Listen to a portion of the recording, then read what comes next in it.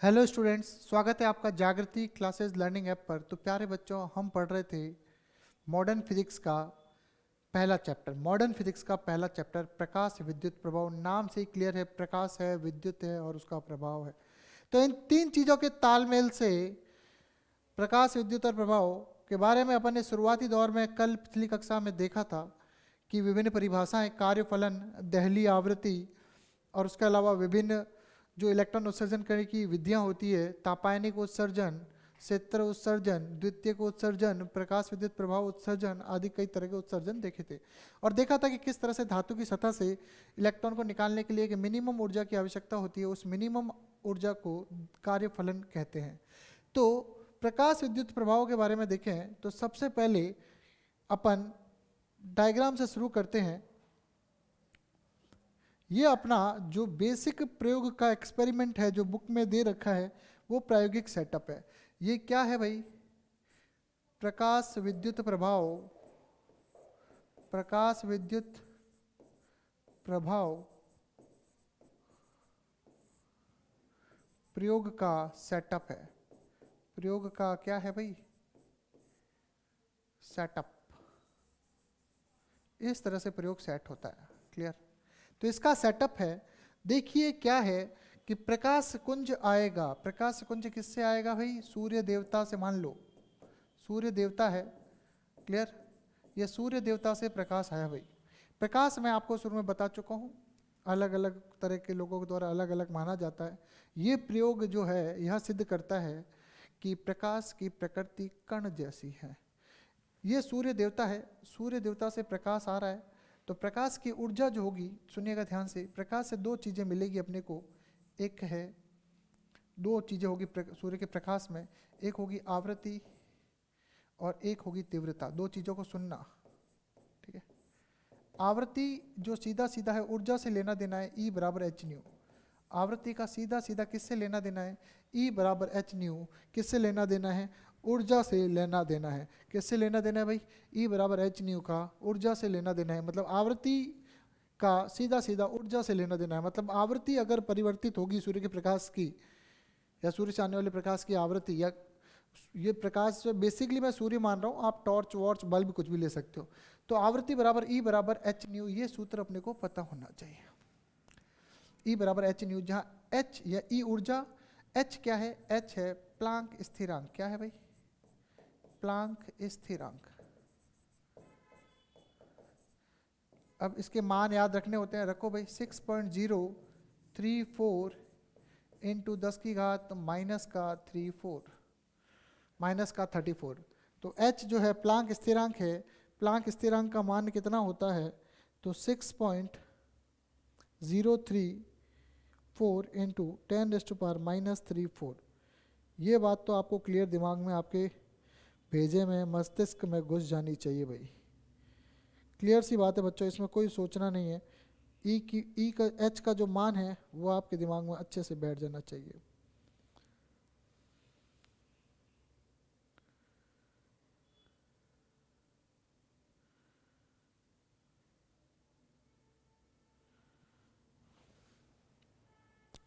जल्दी से याद करिए और प्रयोग का सेटअप देखिए जल्दी से।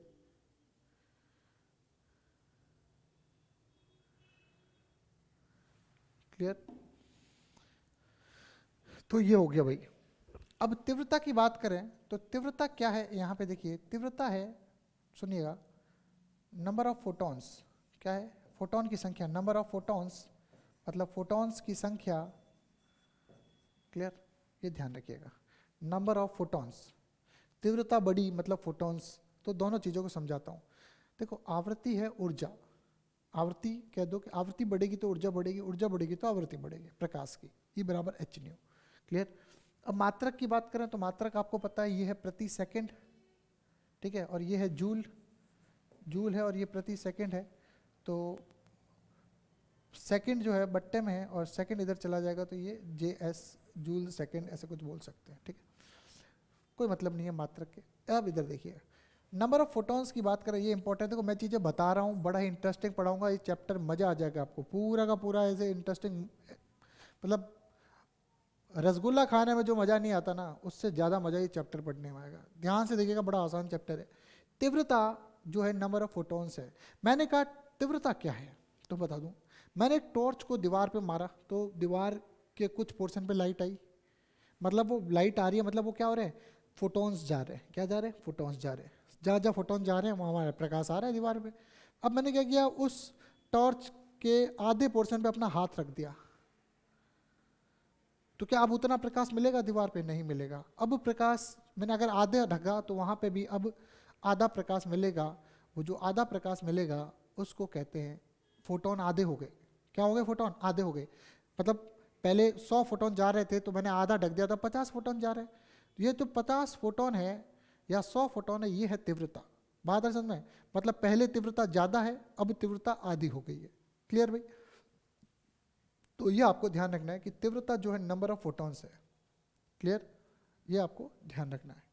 तीव्रता और बिंदु स्रोत, कहीं कहीं पे एक सूत्र भी पढ़ोगे जो मैं यही बता देता हूं। तीव्रता और बिंदु स्रोत के बीच की दूरी के मध्य ये संबंध होता है। किसी भी स्रोत की टारगेट से दूरी के वर्ग तीव्रता के व्युत्क्रमानुपाती होता है। मतलब दूरी जितनी ज़्यादा होगी तीव्रता उतनी ही कम होगी। किसी भी, सुनना, बिंदु स्रोत की तीव्रता जो है उस बिंदु स्रोत और टारगेट के बीच की दूरी के वर्ग के व्युत्क्रमानुपाती का संबंध होता है। ये दिख रहा है आपको। यदि दूरी बढ़ेगी तो निश्चित रूप से तीव्रता घटेगी। आप भी समझ रहे हो, टॉर्च से एक इस दीवार पे मारूं तो प्रकाश पास वाली दीवार पे अधिक जाएगा, ज़्यादा दूर मारूं, 1 किलोमीटर दूर दीवार पे, तो वहाँ कोई मतलब ही नहीं है। ठीक है, समझदारी वाली बात है। तो तीव्रता क्या है? नंबर ऑफ फोटॉन्स है।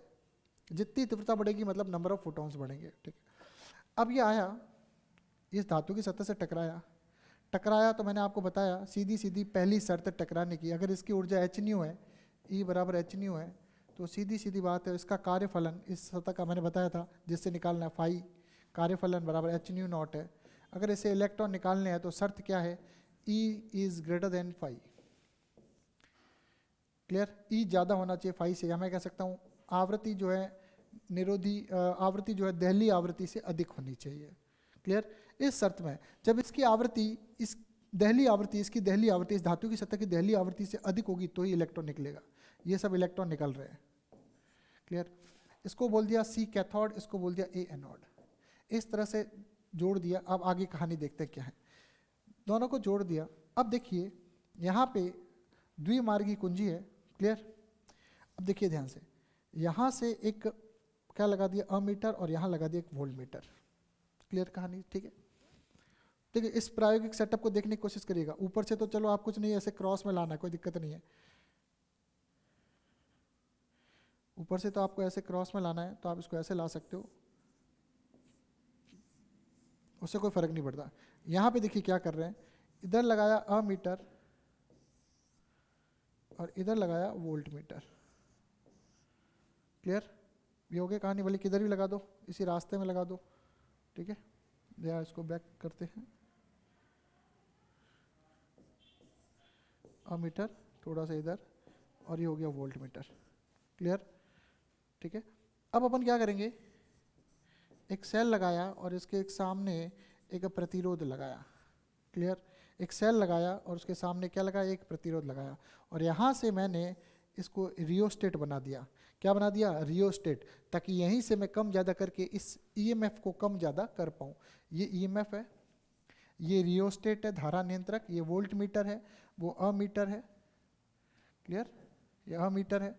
तो ये प्रायोगिक व्यवस्था है। ये जो विंडो है, क्लियर, ये क्वार्ट्ज विंडो है। क्या है भाई?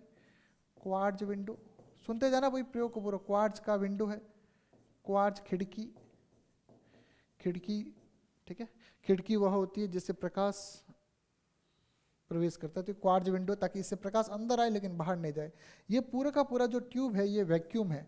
ये क्या है? निर्वात है, ताकि जब इलेक्ट्रॉन अंदर गति करे तो टकरे ना हो। निर्वात क्यों है? क्योंकि अंदर कुछ ना हो, हवा के कण हुए तो क्या होगा, इलेक्ट्रॉन उसे टकरा के जो प्रयोग में अपने को चाहिए वो नहीं मिलेगा, क्योंकि इलेक्ट्रॉन अंदर जो गैस है उसके पार्टिकल से टकराएंगे, तो जो अपने को रिजल्ट मिलना चाहिए वो रिजल्ट, प्रयोग सफल नहीं हो पाएगा, रिजल्ट नहीं मिल पाएगा। तो देखिए जैसे ही यहाँ ये शर्त हुई, यहाँ से क्या हुआ, इलेक्ट्रॉन निकले और इलेक्ट्रॉन इधर जाने के लिए तैयार है। अब क्या हुआ बच्चों, प्यारे बच्चों सुनिएगा, तो जो सतह से निकला कुछ, उसको ज़्यादा ऊर्जा मिली, वो तो यहाँ पहुँच गया, लेकिन कुछ थोड़ा सा पीछे से निकला, वो इलेक्ट्रॉन जो है यहीं पे गिर गया, नीचे गिर गया, मतलब वहाँ पहुँचा ही नहीं। तो अगर 100 इलेक्ट्रॉन निकले तो मान के चलो 80 इलेक्ट्रॉन उधर पहुँच गए और 20 इलेक्ट्रॉन कुछ यहाँ कुछ रास्ते में गिर पड़े, पहुँचे ही नहीं। तो अपने को पता नहीं चलेगा कि कितने इलेक्ट्रॉन एक्चुअल में निकले, क्योंकि वहाँ तो अपने को मिल 80 रहे, यहाँ से निकले 100 है। क्लियर? तो 20 गिर गए, तो वो 20 गिरे हुए जो हैं वो भी अपने को वहाँ पहुँचाने हैं। पहली चीज़ मतलब गिरना एक भी नहीं चाहिए, निकला है तो पहुँचना है। समझ में आ रही बात? इलेक्ट्रॉन यहाँ से धातु की सतह से निकला है तो वहाँ पहुँचना है, ये चीज़ आप ध्यान रखना। ठीक है, तो अब क्या करेंगे, तो निकला है तो वहाँ पहुँचना है, मतलब इसको इधर खींच के ले जाना है, इधर खींच के ले जाना है, मतलब इलेक्ट्रॉन पर बल इधर लगाना है, बल लगाना है, बल। क्लियर? ए बराबर ई ही होता है, तो इलेक्ट्रॉन पर बल लगाना है इधर। और जब इलेक्ट्रॉन पे बल लगाना है इधर, तो बल का विद्युत क्षेत्र कितना होना चाहिए, बल के विपरीत दिशा में माइनस चिन्ह है, विद्युत क्षेत्र के विपरीत दिशा में बल लगना चाहिए। तो विद्युत क्षेत्र किधर लगेगा, इधर, तो इधर लगना चाहिए विद्युत क्षेत्र। क्लियर? अब जब इधर विद्युत क्षेत्र लगना चाहिए तो विभव होना चाहिए। तो देखो इधर विद्युत क्षेत्र होना चाहिए तो ये पोर्शन होना चाहिए पॉजिटिव, ये पोर्शन पॉजिटिव होना चाहिए तो ये होना चाहिए पॉजिटिव, मतलब इसको इससे जोड़ा, इसको इससे जोड़ा। No no no no no, वापस देखें, अभी अपन ने जल्दबाजी में कर दिया। ये पॉजिटिव तो ये पॉजिटिव होना चाहिए, ये नेगेटिव होना चाहिए। जब ये पॉजिटिव होना चाहिए तो ये वाला पॉजिटिव होना चाहिए, और ये जब पॉजिटिव होना चाहिए तो अपने आप नेगेटिव होना चाहिए। अब आ जाओ बाहर परिपथ में, अगर ये पॉजिटिव है, सुनिएगा ध्यान से, तो ये वाला पॉजिटिव है और ये वाला नेगेटिव है, तो इसको इससे जोड़ेंगे। क्लियर? और इसको इससे जोड़ेंगे। क्लियर? समझ में आ रही बात? कैसे आपको दिख रहा है? मैंने यहाँ टारगेट रखा कि विद्युत क्षेत्र इधर चाहिए। जब विद्युत क्षेत्र इधर चाहिए प्यारे बच्चों, ध्यान से सुनिएगा, जब विद्युत क्षेत्र इधर चाहिए तो प्लस इधर चाहिए, जब प्लस इधर चाहिए तो यहाँ इसके एंड पे प्लस चाहिए। फिर मैंने देखा इधर से प्लस कहाँ आ रहा है, तो इधर से प्लस यहाँ आ रहा है, तो इसके प्लस को इससे प्लस से जोड़ा, माइनस को माइनस से जोड़ा। ठीक है, अब अपना प्रायोगिक सेटअप ठीक हो गया, प्रयोग जो भी है अपने को करना है। तो अब क्या होगा सुनिए, अब ये विद्युत क्षेत्र जो है, इसके कारण जो बल लग रहा है वो बिल्कुल कम ऊर्जा वाले, गतिज ऊर्जा वाले इलेक्ट्रॉन्स को भी उधर पहुंचा देगा। मतलब अब अगर यदि 100 इलेक्ट्रॉन निकले हैं तो 100 इलेक्ट्रॉन पूरे के पूरे यहाँ पहुंच जाएंगे। ठीक समझ में आ रही बात? अब 100 इलेक्ट्रॉन निकालने के लिए क्या चाहिए, 100 फोटोन चाहिए। क्लियर? तो तीव्रता कितनी होनी चाहिए इसकी, 100 तीव्रता होनी चाहिए। मतलब 100 फोटोन आए तो 100 इलेक्ट्रॉन निकले, तो मतलब 100 फोटोन आए जिनकी ऊर्जा कार्यफलन से अधिक है, वो आए से टकराए तो 100 इलेक्ट्रॉन निकले और 100 इलेक्ट्रॉन उधर पहुंच गए। तो मैंने यहाँ पे देखा कि जितने नंबर ऑफ फोटॉन्स होंगे उतने ही नंबर ऑफ इलेक्ट्रॉन्स निकलेंगे। क्लियर सी बात है? जितने नंबर ऑफ फोटॉन्स होंगे उतने ही, अगर मैं कहूँ तीव्रता बढ़ा रहा हूँ, सुनना, अगर मैंने कहा तीव्रता बढ़ाया, सुनना, अगर मैंने कहा तीव्रता बढ़ाई और फिर मैंने कहा कि फोटॉन्स बढ़े और मैंने कहा कि नंबर ऑफ इलेक्ट्रॉन्स बढ़े, तो बिल्कुल सही है। तीव्रता बढ़ाई मतलब नंबर ऑफ फोटॉन्स बढ़ाए, फोटॉन की संख्या बढ़ाई, फोटॉन्स की संख्या बढ़ाई तो तीव्रता बढ़ाई तो नंबर ऑफ फोटॉन्स बढ़ाए, फोटॉन्स बढ़ाए तो नंबर ऑफ इलेक्ट्रॉन्स बढ़ाए। और आपको पता है, सुनिएगा मैं एक चीज़ यहाँ बताऊँ, आई बराबर Q बटा टी होता है और ये होता है एन ई बटा टी होता है। Q बराबर एन ई से, Q बराबर एन ई बटा टी। तो नंबर ऑफ इलेक्ट्रॉन्स बढ़ेंगे तो निश्चित रूप से क्या होगा, निश्चित रूप से क्या होगा, निश्चित रूप से क्या होगा कि यदि फोटॉन्स बढ़ेंगे, यदि तीव्रता बढ़ी, सुनना मेरी बात को, यदि तीव्रता बढ़ी, मैं क्या कह रहा हूँ सुनना, यदि तीव्रता बढ़ी तो नंबर ऑफ फोटॉन्स बढ़े, नंबर ऑफ फोटॉन्स बढ़े तो नंबर ऑफ इलेक्ट्रॉन्स जो निकल रहे हैं प्रति सेकंड वो बढ़े, और नंबर ऑफ फोटॉन्स प्रति सेकंड बढ़ गए तो कुल मिला के क्या बढ़ा, धारा बढ़ गई। तो मैं कह सकता हूँ यहाँ पे कंक्लूजन कि तीव्रता समानुपाती है प्रकाश विद्युत धारा के। तीव्रता किसके समानुपाती है, प्रकाश विद्युत धारा के। सीधी सीधी सी बात, तीव्रता समानुपाती है प्रकाश विद्युत धारा के। क्लियर? तो चलो ठीक है, ये इसका मैं ग्राफ अगर बताना चाहूँ तो तीव्रता और प्रकाश विद्युत धारा में जो ग्राफ आएगा वो सीधी रेखा आएगा। क्लियर? सीधी रेखा आएगा, क्योंकि यहाँ से बता रहा है कि तीव्रता बढ़ाने पर धारा बढ़ रही है, जो बताता है तीव्रता बढ़ाने पर धारा बढ़ती है। ठीक है भाई, क्लियर, कोई दिक्कत नहीं, कोई दिक्कत नहीं, कोई दिक्कत नहीं। अब बच्चों एक चीज और देखिए, सारी कहानी इसी प्रयोग पे है, इसी चित्र पे है, इसी चित्र पे पूरा आधा चैप्टर है ये मानो। तो ये कहानी हो गई, चलो ठीक है, इलेक्ट्रॉन सारे उधर पहुंच रहे थे। तो आप देखिए, सुनिएगा कि यदि मैं यहां से ये विभव बढ़ाता हूं, सुनिएगा, यदि मैं यहां से ये विभव बढ़ाता हूं तो मैं इनमें ग्राफ बनाता हूं। इधर देखिएगा, ग्राफ बनाने की कोशिश करता हूं, विभव और धारा, विभव और धारा में ग्राफ बनाता हूं। तो यदि मैं इसका विभव, ये विभव है तो विभव लिख देता हूँ, इनमें मैं विभव एक ही बात है। यदि मैं विभव बढ़ाता हूँ,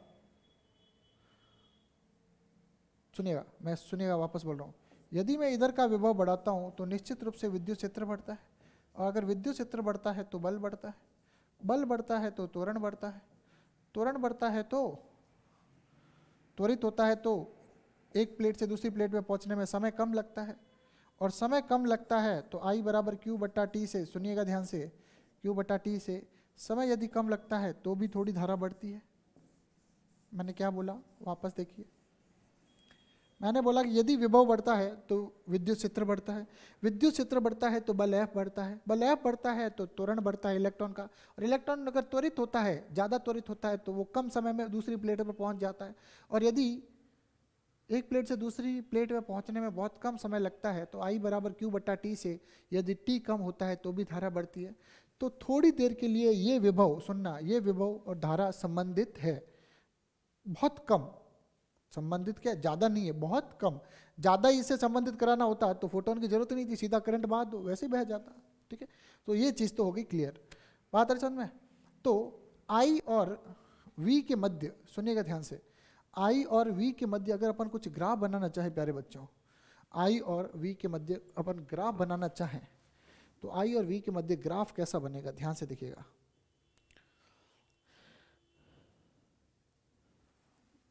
क्लियर, ये क्या है, विभव एनोड पर, और ये क्या है, फोटो इलेक्ट्रिक करंट, प्रकाश विद्युत करंट, एनोड का विभव और प्रकाश विद्युत प्रवाह।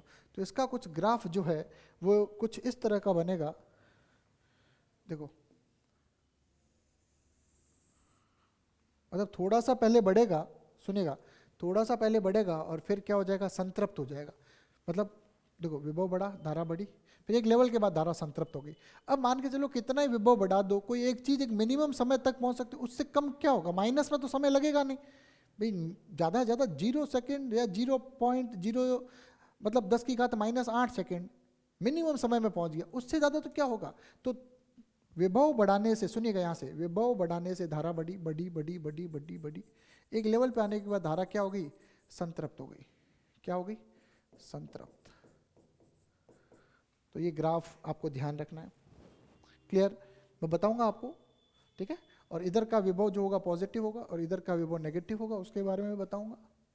अब मैं क्या चाहता हूं, सुनिएगा, मैंने आपको दो ग्राफ बताए, एक तीव्रता और धारा में ग्राफ, प्रकाश विद्युत धारा में ग्राफ, और दूसरा मैंने आपको बताया एनोड के विभव, एनोड के विभव और प्रकाश विद्युत धारा में ग्राफ। प्यारे बच्चों, अब मेरी बात को आप समझने की कोशिश करिएगा, मैं क्या चाहता हूँ, मैं जो चाहता हूँ वो आप समझने की कोशिश करिए। और इस चैप्टर मैंने क्या ना, ये चैप्टर इस तरह से करा दूंगा कि रसगुल्ला जो होता है ना, वो खाने में जितना मज़ा नहीं आता, या वो खाने में जितना मज़ा आता है उससे कई गुना ज़्यादा मज़ा इस डेरिवेशन में, इस कॉन्सेप्ट में आएगा। अब प्यारे बच्चों और मेरी बात को सुनिए,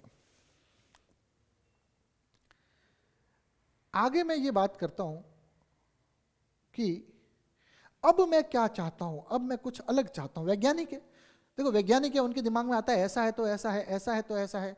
न्यूटन था भाई, न्यूटन था, बगीचे में बैठा चाय पी रहा था, क्या कर रहा था, बगीचे में बैठा चाय पी रहा था, अखबार पढ़ रहा था। दूर उसके बगीचे में एक सेब गिरा, उस सेब के पास गया, अपन होते तो अपन भी जाते और उठा के सेब धो के खा लेते नाश्ते में, खत्म, कोई टेंशन नहीं। न्यूटन भाई ने क्या सोचा, न्यूटन भाई ने सोचा कि यार सेब गिरा क्यों, उस सेब लेके पेड़ के नीचे बैठ गया, सोचता रहा सेब गिरा क्यों, गिरा क्यों। खोज करने लग गया उसके बारे में, और उसने एक चैप्टर बना दिया इस चक्कर में, गुरुत्वाकर्षण। अगर अपन वहाँ होते तो क्या करते, सेब उठाते सीधा खाते, खत्म, एक चैप्टर कम होता, पढ़ना कम पड़ता आपको। सही बात है गलत बात है, हैं? एक चैप्टर की हेडेक कम होती। लेकिन न्यूटन ने ये सोचा, फिर न्यूटन ने वो सोचा, जब वो वापस आया तो उसने देखा कि मेरी टेबल पे चाय पी तो चाय ठंडी हो गई, अब ठंड है तो ठंडी तो होगी, तो अब क्या करेंगे। तो न्यूटन ने कहा यार चाय ठंडी क्यों हो गई भाई। फिर वो सोचने लगा, वैज्ञानिक था भाई, सोचेगा, सीधी सी बात है। फिर सोचने लगा कि भाई चाय ठंडी क्यों हो गई, तो चाय ठंडी होने पे उसने शीतलन का नियम लिख दिया, जो आपने 11वीं कक्षा में पढ़ा, शीतलन का नियम। तो वैज्ञानिक होते हैं वो हर चीज का प्लस माइनस करके देखते हैं, ठीक है, सारी कोशिशें करके देखते हैं। क्लियर। तो वही चीज यहां हुई कि इसने कहा कि चलो सारे इलेक्ट्रॉन मैंने उधर पहुंचा तो दिए, हॉलबॉक्स और लेनार्ड ने और बाकी वैज्ञानिकों ने जो प्रयोग किया तो उनका सारे इलेक्ट्रॉन तो हमने वहां पहुंचा दिए। अब इलेक्ट्रॉन उधर नहीं जाना चाहिए, एक भी इलेक्ट्रॉन उधर नहीं जाना चाहिए, तो क्या करेंगे। तो भाई साहब कॉन्सेप्ट चेंज। कॉन्सेप्ट चेंज कैसे करेंगे, अब दूसरे मार्कर से चेंज करते हैं कॉन्सेप्ट को। तो मैं लेता हूं दूसरा कलर, थोड़ा डार्क लेता हूं। अब क्या करेंगे, अब सुनिएगा, अब मुझे एक भी इलेक्ट्रॉन इधर से उधर नहीं चाहिए भाई, एक भी इलेक्ट्रॉन नहीं चाहिए। तो सुनिएगा, जो इलेक्ट्रॉन यहां से यहां जा रहा है उनमें से कोई एक जिसकी ऊर्जा अधिकतम है, के मैक्सिमम है, जिसकी ऊर्जा क्या है, के मैक्सिमम है, मैं इसको रोक दूं, मतलब सारे रुक गए, बहुत तेज गति से जा रहा है, मैं उसको रोक दूं किसी तरीके से, विरोध करके किसी तरह से व्यवस्था, तो बाकी सारे रुकने स्वाभाविक है। वो ज्यादा शक्तिशाली है, उसको ही रोक दिया तो बाकी सब रुक जाएंगे। क्लियर सी बात है। तो यही आपको पता है, भीड़ है, ठीक है, भीड़ है, आंदोलन कर रहे हैं, हजारों लोग इकट्ठे हुए, सबसे शक्तिशाली है, उसको ही सेट कर दिया, मतलब सबको सेट कर दिया। क्लियर। जनरली ऐसे आंदोलन में क्या होता है, जो हल्का होता है, कमजोर होता है, दुबला पतला होता है, पुलिस वाले उसी को 2-4 चमेट मार देते हैं, हट, बाकी सब भाग जाते हैं। क्लियर। तो यहाँ पे क्या करा, जो शक्तिशाली है, जिसकी ऊर्जा सबसे ज्यादा, जो ज्यादा ऊर्जा वाला है, उसी को रोक दे, कहानी खत्म। तो अब इसको क्या करेंगे, अधिकतम गतिज ऊर्जा वाले को रोकना है। सुनिएगा मेरी बात को ध्यान से। तो इस अधिकतम गतिज ऊर्जा वाले को जब रोकना है, तो अब मुझे विद्युत क्षेत्र की दिशा बदलनी है। पहले विद्युत क्षेत्र इधर था, अब विद्युत क्षेत्र की दिशा किधर होगी, अब विद्युत क्षेत्र की दिशा मुझे इधर करनी पड़ेगी।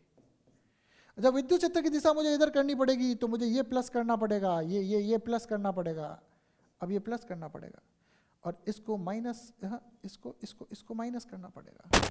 तो अब मेरे को यहाँ पे क्या करनी पड़ेगी, अदला बदली करनी पड़ेगी।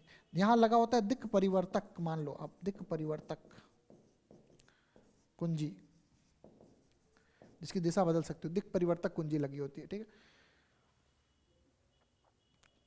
तो यहां पे अपन क्या कर सकते हैं, इसको स्वैप कर सकते हैं। तो अब क्या है, सबसे अधिकतम वाले को रोकना है, तो मैंने क्या किया, यहां पे फिर विभव दिया। अब समझ रहे हो, अब यहां पे बैटरी उल्टी करने की जरूरत नहीं, क्योंकि यहीं से हो गया।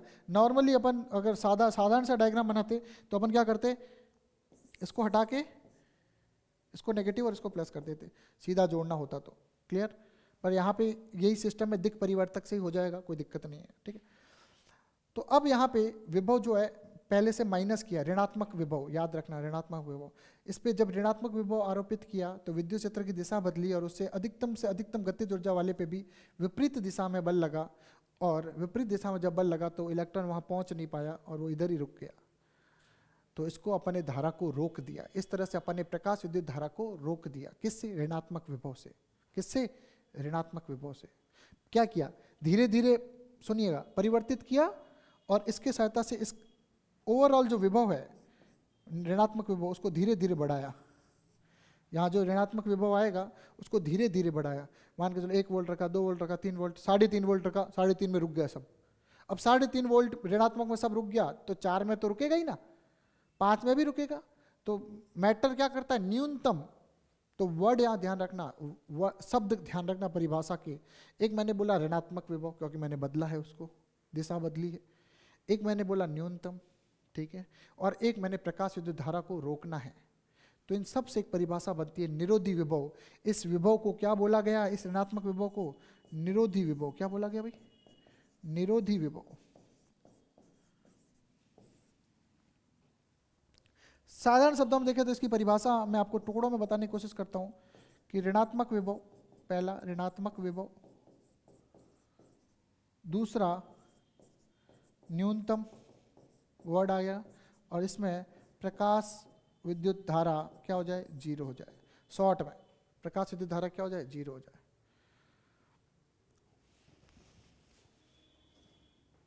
क्लियर भाई?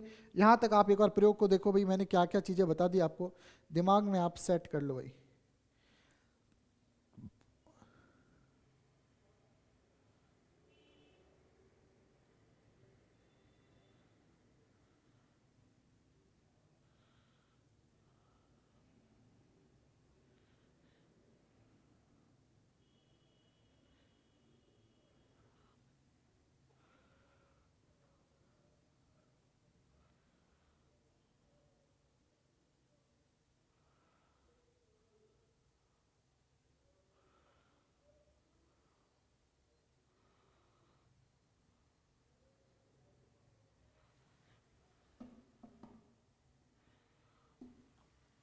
क्लियर?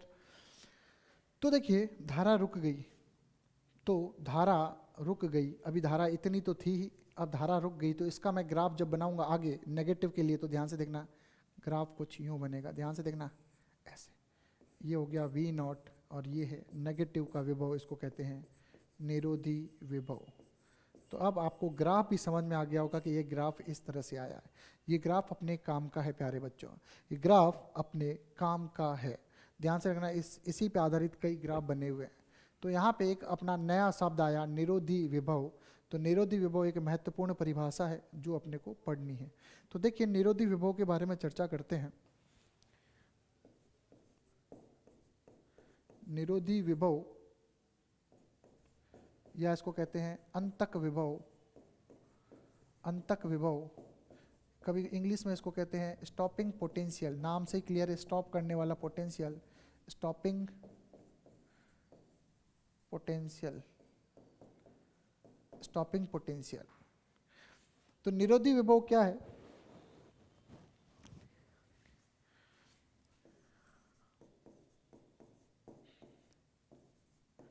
आपतित प्रकाश की एक निश्चित आवृत्ति के लिए, आपतित प्रकाश की एक निश्चित आवृत्ति के लिए, सुनिएगा ध्यान से, आपतित प्रकाश की एक निश्चित आवृत्ति के लिए, आपतित प्रकाश की एक निश्चित आवृत्ति के लिए, ये लाइन आपको पहले लिखनी है कि आप भाई किसके लिए, तो हर एक आपतित प्रकाश की आवृत्ति के लिए अलग अलग होगा निरोधी विभव सेटअप का। तो आपतित प्रकाश की एक निश्चित आवृत्ति के लिए एनोड पर लगाया गया न्यूनतम ऋणात्मक विभव, जिससे परिपथ में प्रकाश विद्युत धारा शून्य हो जाती है, प्रकाश विद्युत धारा, परिपथ में प्रकाश विद्युत धारा शून्य हो जाती है, उसे निरोधी विभव कहते हैं, उसे निरोधी विभव कहते हैं। किस पे निर्भर करता है भाई? किस पे? आवृत्ति पे, आवृत्ति पे निर्भर करता है। यह आपतित प्रकाश की आवृत्ति पर निर्भर करता है।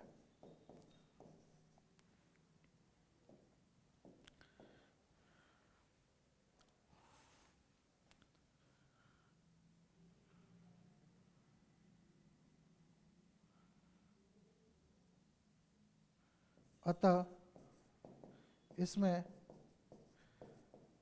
अधिकतम गतिज ऊर्जा मतलब के मैक्सिमम वाले इलेक्ट्रॉन को ईवी स्थितिज ऊर्जा देकर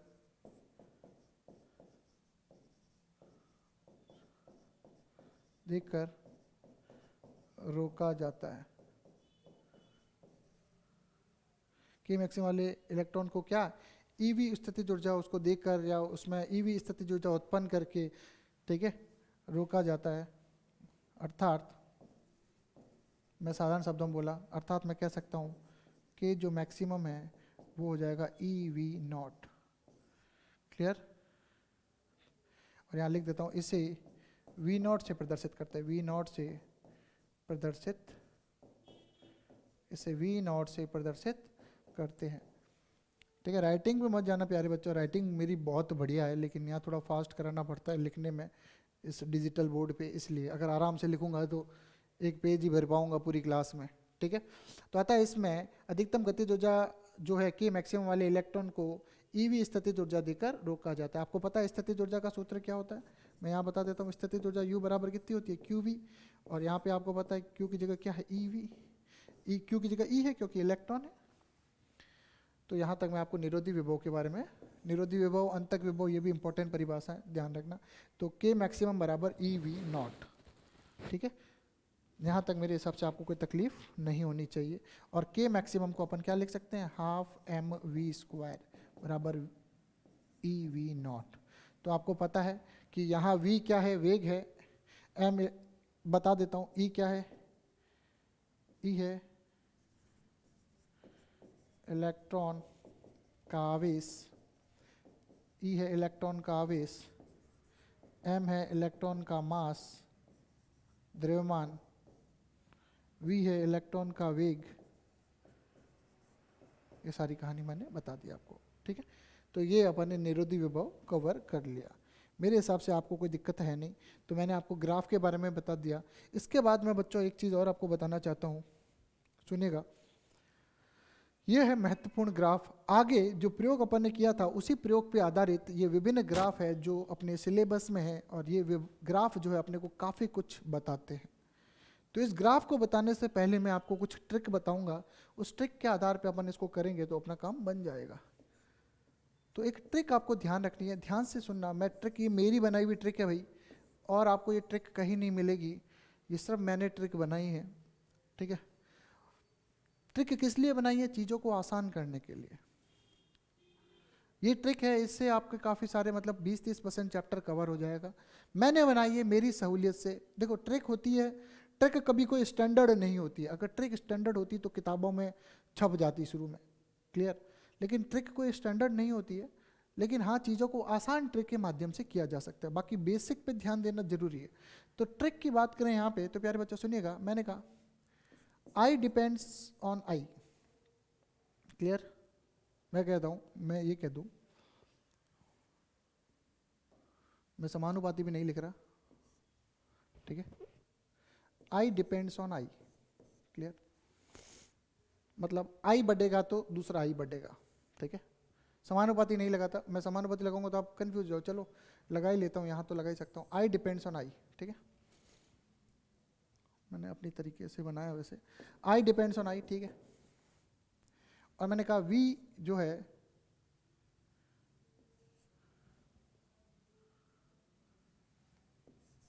V depends on V, clear. इसमें मैं तीर का निशान लगाता हूँ। ये दो समीकरण आपको ध्यान रखनी है। याद रखो मैं क्या कहना चाहता हूँ, आप एक और देखिए। मैंने कहा I डिपेंड्स ऑन I और न्यू डिपेंड्स ऑन न्यू, ठीक है। तो इतने सारे ये जो ग्राफ है इसको अपन अभी समझ लेंगे, तो आगे की कहानी अपनी बड़ी ही बेहतरीन हो जाएगी। तो प्यारे बच्चों मेरे हिसाब से आपको ये अच्छे से समझ में आ गया। I डिपेंड्स ऑन I और new depends on V depends on V, और ये आपस में एक दूसरे पे डिपेंड नहीं करते हैं, मतलब ये निर्भर नहीं करते हैं, क्लियर। तो मेन चीज़ अपने हाथ में क्या है, पहला तो मैं यहाँ लिख देता हूँ तीव्रता, और दूसरा जो न्यू है वो आपको पता है आवृत्ति। अपने हाथ में प्रकाश, अपने हाथ में प्रकाश देना है, और प्रकाश के पास क्या है, तीव्रता और आवृत्ति। तो अपन अपने अकॉर्डिंग कोई भी प्रकाश जो है उसकी तीव्रता और आवृत्ति अपन चेंज कर सकते हैं, क्योंकि प्रयोग करने वाले अपन है, अपन कर सकते हैं। लेकिन उसके अंदर धारा कैसे बहेगी वो बाद की बात है, क्लियर। तो बच्चों यहाँ मेरी बात को ध्यान से सुनिएगा। मैंने कहा I डिपेंड्स ऑन I, और पहला I तीव्रता है और न्यू जो है, पहला V जो है वो आवृत्ति। आपको पता है न्यू और V एक जैसे लिखा जाता है, न्यू और वी एक जैसे लिखा जाता है, तो वी डिपेंड्स ऑन वी मान लो इसको, ठीक है, ये आवृत्ति है। अब देखो आई डिपेंड्स ऑन आई का मतलब है यदि तीव्रता बढ़ेगी तो धारा बढ़ेगी, सीधी सी बात है, तीव्रता बढ़ेगी तो धारा बढ़ेगी, क्लियर। लेकिन आवृत्ति बढ़ेगी तो धारा नहीं बढ़ेगी। पहला आई जो है तीव्रता है और दूसरा आई क्या है, दूसरा आई क्या है भाई, ये मैं यहाँ लिख देता हूँ धारा, ठीक है, तो समझदार हो, कोई दिक्कत नहीं है। तो मैंने कहा आई डिपेंड्स ऑन आई, ठीक है भाई, तीव्रता बढ़ेगी तो धारा बढ़ेगी, ठीक है भाई, कोई दिक्कत नहीं, प्रकाश विद्युत धारा बढ़ेगी। Nu depends on V depends on V, अगर आवृत्ति बढ़ेगी तो वेग बढ़ेगा, और वेग बढ़ेगा तो गतिज ऊर्जा बढ़ेगी, तो निरोधी विभव भी बढ़ेगा, ये वी नॉट निरोधी विभव है। तो आवृत्ति बढ़ेगी तो वेग बढ़ेगा, तो निरोधी विभव भी बढ़ेगा। लेकिन अगर आवृत्ति बढ़ेगी तो धारा नहीं बढ़ेगी, और अगर तीव्रता बढ़ेगी तो निरोधी विभव नहीं बढ़ेगा, ये याद रखना, ये आपस में एक दूसरे पे डिपेंड नहीं करते हैं। इतनी सी चीज़ अगर समझ में आ गई ना प्यारे बच्चों, मैं क्या कह रहा हूँ, ये मेरी इतनी सी ट्रिक है, ये याद रखना। इतनी सी चीज़ प्यारे बच्चों अगर समझ में आ गई तो मैं गारंटी लेता हूँ आपको कहीं कोई तकलीफ नहीं होगी इस चैप्टर में। सिर्फ और सिर्फ मेरे कहने पे इतनी बात आप याद रख लो, इतनी सी ट्रिक याद रख लो, आई डिपेंड्स ऑन आई और V depends on V, different type of V जो है अलग अलग वी पे निर्भर करते हैं। इतना याद कर लोगे तो बच्चों ये सारे ग्राफ आपको समझ में आ जाएंगे, आपको कहीं कोई दिक्कत नहीं होगी।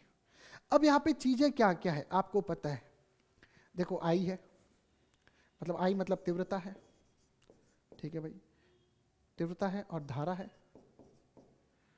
आवृत्ति है, वेग है, निरोधी विभव है, वेग है तो गतिज ऊर्जा भी है, क्लियर।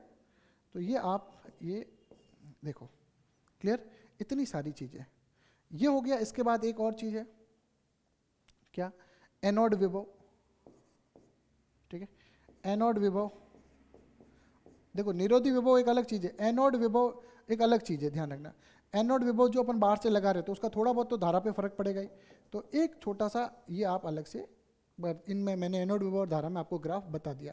तो मैंने इससे पहले आपको ये ग्राफ समझा दिया, कोई दिक्कत नहीं है। ये एनोड विभव और प्रकाश विद्युत धारा के मध्य ग्राफ इस तरह से मैंने अभी आपको बताया, तो मेरे हिसाब से आपको कोई तकलीफ होनी नहीं चाहिए।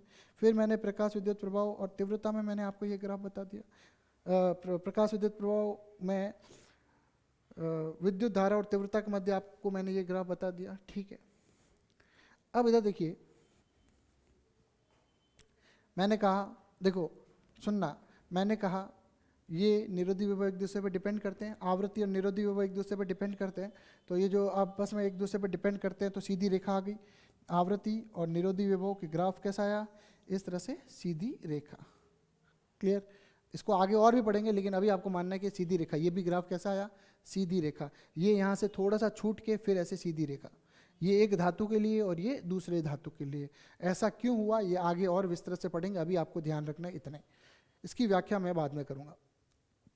तो आपने क्या किया, सुनिएगा सुनिएगा सुनिए सुनिए सुनिए सुनिए, आपने इन दोनों में ग्राफ बना लिया, आपने इन दोनों में ग्राफ बना लिया, क्लियर, ठीक है। तो ये बन गए, एक ये ग्राफ और एक ये ग्राफ, तो ये दोनों लगभग समानुपाती है और ये भी लगभग समानुपाती है। तो समानुपाती के ग्राफ सीधी रेखा आते हैं, तो ये आपको दिख रहे हैं इन दोनों के, आवृत्ति तीव्रता और धारा और आवृत्ति और निरोधी विभव, इनमें ग्राफ सीधी सीधी रेखा आ गए। तो ये ग्राफ अपना हो चुका, ये मैंने अभी आपको बता दिया, ये हो चुका। अब इन दोनों के बारे में व्याख्या करनी है, सिर्फ 2-2 मिनट लगेंगे, ज़्यादा समय नहीं लगेगा प्यारे बच्चों, 2-2 मिनट लगेंगे। ये ग्राफ भी मैं आपको बताता हूँ, ध्यान से देखिएगा। मैंने आपको कहा ये ऐसी स्थिति है जहाँ पे आवृत्ति क्या है, नियत है। आवृत्ति क्या है भाई, इसमें आवृत्ति नियत है, तो निश्चित रूप से आवृत्ति यदि नियत है तो निरोधी विभव भी क्या होंगे, निरोधी विभव भी नियत होंगे, मतलब निरोधी विभव भी क्या होंगे, समान होंगे। और तीव्रताएं अलग अलग है, तीव्रताएं अलग अलग है तो संतृप्त धाराएं भी अलग अलग होगी। तीव्रता अलग, धारा अलग, तीव्रता अलग, धारा अलग, तीव्रता अलग, धारा अलग, तीव्रता ज़्यादा, धारा ज़्यादा, सीधी सी बात है। तो I1 तीव्रता कम है तो धारा, संतृप्त धारा कम है, तो इसका ग्राफ कुछ यूं बन गया और ये आ गया निरोधी विभव। अब देखिए इससे ज़्यादा मैंने अगर तीव्रता बढ़ाई, आपको दिख रहा है ये ज़्यादा है, I2 दिख रहा है ऊपर से, यदि मैंने I2 इससे ज़्यादा तीव्रता बढ़ाई तो तीव्रता बढ़ाई, सुनना, तीव्रता बढ़ाई धारा बढ़ी, तीव्रता बढ़ाई संतृप्त धारा बढ़ी। क्यों बढ़ी? क्योंकि तीव्रता बढ़ाई तो नंबर ऑफ फोटॉन्स बढ़े, नंबर ऑफ फोटॉन्स बढ़े तो नंबर ऑफ इलेक्ट्रॉन्स निकलने वाले, जो धातु की प्लेट से निकलने वाले इलेक्ट्रॉन है वो बढ़े तो धारा बढ़ी, तो बढ़ गई। लेकिन आवृत्ति समान है। क्या है भाई? मैंने कहा आवृत्ति समान है, यहाँ तक तो ठीक है। लेकिन मैंने कहा आवृत्ति क्या है? समान है। आवृत्ति समान है तो निरोधी विभव इसका दोनों का क्या आएगा? एक। क्योंकि आवृत्ति समान या आवृत्ति नियत तो निरोधी विभव भी नियत, आवृत्ति नियत तो निरोधी विभव नियत। ये चेंज हो रहा है तो ये चेंज हो रहा है। क्लियर? दो में आपको समझ में आ गया, तीसरा भले आप बनाओ नहीं बनाओ कोई दिक्कत नहीं है, ठीक है। अब आ जाओ इस पे आ जाओ तो क्या है? इस पे आ जाओ, इस पे क्या है? तीव्रता समान है। क्या है? तीव्रता समान है तो मैं कह सकता हूं संतृप्त प्रकाश विद्युत धारा, प्रकाश नाम बड़ा है थोड़ा, प्रकाश संतृप्त प्रकाश विद्युत धारा भी क्या होगी? समान होगी या नियत होगी। तो तीव्रता समान है तो संतृप्त प्रकाश विद्युत धारा भी नियत होगी। तो देखो संतृप्त एक, क्लियर, दूसरे के लिए भी वही, दोनों के लिए, और तीसरे के लिए भी वही। तो देखो संतृप्त धारा यहाँ से यहाँ तक, वो देखो तीनों के लिए नियत है। तीव्रता नियत है तो संतृप्त धारा भी क्या है? नियत है। प्रकाश विद्युत धारा या संतृप्त प्रकाश विद्युत धारा, संतृप्त प्रकाश विद्युत धारा भी क्या है? नियत है। लेकिन अब क्या है? अब आवृत्तियां अलग अलग है। आवृत्तियां क्या है? ν1, ν2 और ν3। क्लियर? ये है ν1, ये है ν2 और ऊपर वाला ν3। तो अगर आवृत्ति कम है तो मान के चलो एक जगह पे ग्राफ इस तरह से आ गया, बाकी वालों को भूल जाओ, और निरोधी विभव आ गया। आपको पता है आवृत्ति अलग तो निरोधी विभव भी अलग। तो ν1 आवृत्ति के लिए V01 आ गया क्या, या V01 आ गया निरोधी विभव। लाल कलर वाला मार्कर आपको दिख रहा है, आप उस पर ध्यान रखें। देखो ये ग्राफ और इसकी एक लाइन, तीनों ग्राफ एक जैसे ही है। अब परिवर्तन कहाँ है? कि यदि आवृत्ति में परिवर्तन करते हैं, तीव्रता में परिवर्तन करते हैं तो धारा में परिवर्तन से निरोधी विभव समान आता है। और यदि तीव्रता आवृत्ति में परिवर्तन करते हैं, सुनना मैंने क्या, आवृत्ति में परिवर्तन करते हैं और तीव्रता में नहीं करते हैं तो संतृप्त धारा नियत रहती है। और आगे आके तीव्रता में अगर परिवर्तन है, तीव्रता में परिवर्तन है तो निरोधी विभव में भी परिवर्तन होगा। तीव्रता बढ़ेगी तो निरोधी विभव बढ़ेगा। तो तीव्रता आपको पता है ν2 इससे ज़्यादा है, इसके लिए ग्राफ बनाया तो निश्चित रूप से निरोधी विभव भी बढ़ेगा बढ़ेगा बढ़ेगा बढ़ेगा, और इस तरह से V02 ग्राफ देखो ध्यान से। मेरे हिसाब से प्यारे बच्चों ये पांचों ग्राफ आपको अच्छे से आगे, इसका आगे और एक्सप्लेनेशन है पांचवें का। वैसे मेरे हिसाब से ये आपको 2, 4 और 5 ग्राफ भली भांति समझ में आ गए हैं। ज़्यादा दिमाग नहीं लगाना है, इन ग्राफ को समझ के किताब की लैंग्वेज को पॉइंट टू पॉइंट पढ़ना है, सारी कहानी अच्छे से समझ में आ जाएगी। इसके अलावा कोई दिक्कत हो तो आप मुझे बताइए। मेरे हिसाब से ये चैप्टर का ये पार्ट यहाँ तक ख़त्म हो गया। अगली क्लास में अपन आइंस्टाइन और इस जो ग्राफ है, ये जो चित्र है, इसके बारे में और व्याख्या करेंगे, इस एक्सपेरिमेंट के बारे में और व्याख्या करेंगे। अभी तो इसके अंदर के ग्राफ बनाए हैं, अब अपन निष्कर्ष निकालेंगे। अभी अपन ने क्या किया है? प्रयोग किया, प्रयोग के बाद क्या किया? ग्राफ बनाए। अब ग्राफ के बाद उसके निष्कर्ष निकालेंगे, जो वैज्ञानिकों ने अपने को दी है आगे पढ़ने के लिए, वो निष्कर्ष के बारे में चर्चा करेंगे। ठीक है, तो इसी के साथ बच्चों आज की क्लास हम यहीं समाप्त करेंगे। जय हिंद, जय भारत, धन्यवाद।